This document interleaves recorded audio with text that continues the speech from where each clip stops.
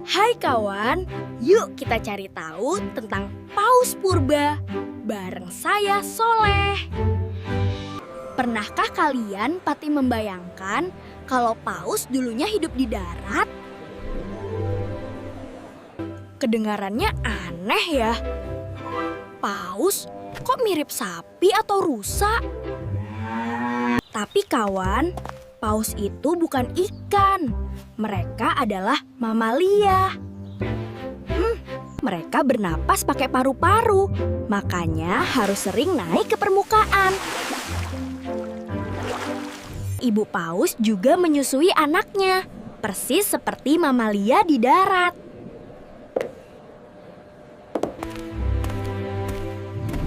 Ayo, kita mundur ke 50 juta tahun yang lalu. Kenalan yuk sama Pachycetus, kakek moyang paus yang paling tua. Dia tinggal di darat, tapi senang mencari makan di tepi air. Lihat kakinya, dia punya 4 kaki untuk berjalan dan berlari. Meski di darat, struktur telinga Pachycetus sudah mirip paus loh. Lama-lama, mereka lebih banyak menghabiskan waktu di dalam air. Lalu muncullah Ambulocetus, si paus yang bisa berjalan. Dia berenang dengan cara menekuk badannya ke atas dan ke bawah. Kakinya mulai punya selaput supaya bisa mendayung lebih cepat. Di darat, Ambulocetus ini jalannya agak lambat kawan, seperti singa laut. Matanya ada di atas kepala supaya bisa mengintai dari bawah air. Dia menunggu mangsa di tepi air, lalu langsung ditangkap. Tapi kenapa ya mereka memilih tinggal selamanya di dalam laut?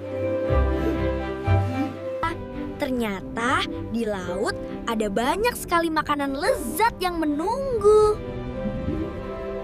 Lebih mudah mencari makan di air daripada harus berburu di daratan. Kaki belakangnya makin kuat untuk mendorong tubuhnya di air.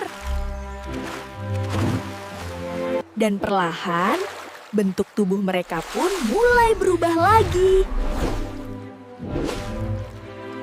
Ini dia, Rhodocetus, si perenang yang jauh lebih hebat dari sebelumnya. Lehernya jadi lebih pendek supaya lebih aerodinamis saat menyelam. Tulang belakangnya sangat lentur, mirip seperti gerakan paus modern. Telinganya juga sudah mulai bisa mendengar getaran di dalam air kawan.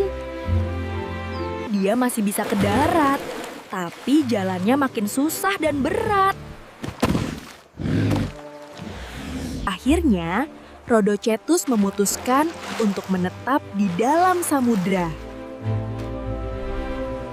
Lubang hidungnya perlahan mulai pindah ke bagian atas kepalanya.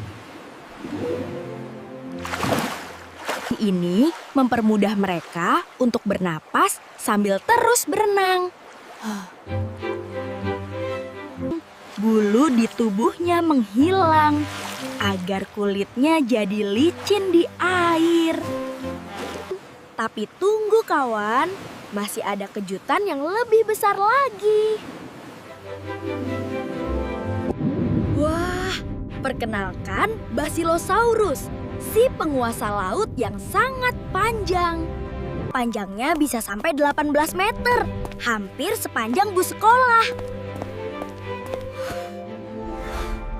Kaki depannya sekarang sudah resmi berubah jadi sirip dayung.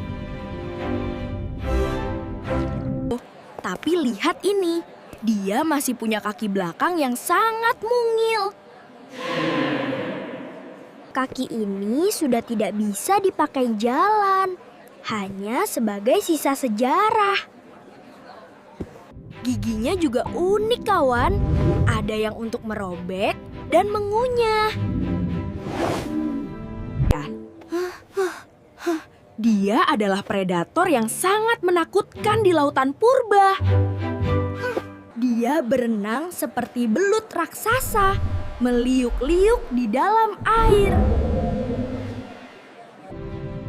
Lalu muncul saudaranya yang lebih kecil bernama Dorudon. Dorudon ini bentuknya sudah makin mirip dengan lumba-lumba. Lubang hidungnya sekarang sudah benar-benar ada di puncak kepala. Mereka mulai punya lapisan lemak tebal untuk menjaga suhu tubuh. Dengan lemak itu, mereka bisa menyelam ke air yang sangat dingin. Mereka juga mulai belajar berkomunikasi lewat suara di bawah air. Tulang panggulnya sudah lepas dari tulang belakangnya, kawan. Dan akhirnya muncullah paus yang kita kenal sekarang ini. Dari hewan kecil berkaki 4, jadi raksasa paling besar di bumi. Beberapa paus tidak punya gigi, tapi punya balin, kawan. Sekali makan, mereka bisa menelan ribuan krill sekaligus. Perubahan ini benar-benar sangat fantastis ya, kawan. Meski di air, mereka tetap bernapas pakai paru-paru. Jantung paus biru itu besarnya seperti sebuah mobil.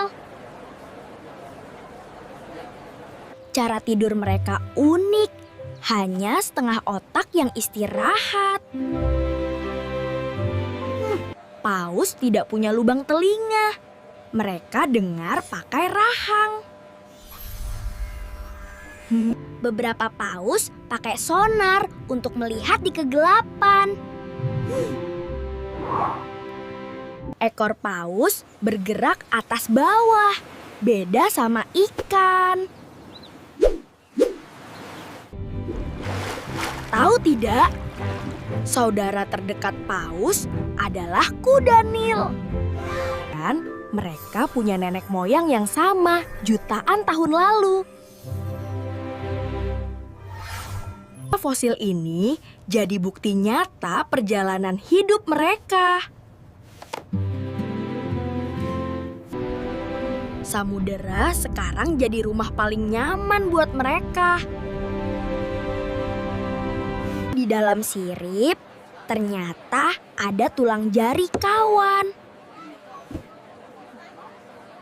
Alam menyimpan sejarah masa lalu di tubuh mereka.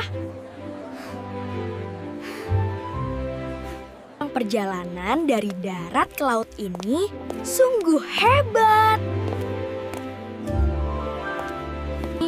Yuk kita jaga supaya lautan kita tetap bersih. Agar para paus bisa terus berenang dengan bebas. Belajar sejarah hewan bikin kita makin paham dunia. Hewan darat kecil bisa jadi raksasa samudra raya. Ya, selalu ada hal baru yang bisa kita pelajari.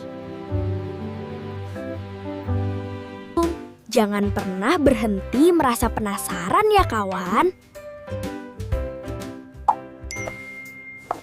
Semoga info ini bikin kalian makin pintar ya.